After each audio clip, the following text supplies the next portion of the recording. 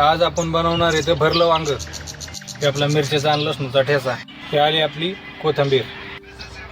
हे आपले आले मसाल्यात शेंगदाण्याचा कुटे, हे मीठ, हे आलं कांदा लसूण मसाला थोडासाच घेतला आहे, आणि हे मिरचीचा आणि लसणाचा ठेचा आहे. मिरचीचा आणि लसणाचा ठेचा, ही हलकीशी हळद, ही कोथिंबीर आणि ही लाल मिरची पावडर आहे. ही बी हे आले आपले वांगे प्लसमध्ये चौकोनी टाईपमध्ये, त्याला काप करून घ्यायचे. आपल्याला आता भरायचं आपले वांगे मसाला बनवलेला आपण जेवढा बशीत आहे. आज आपण बनवणार आहे ते भरलं वांग. हे आलं आपलं तेल, हे आलं आपलं तिसरं बैंगन मसाला.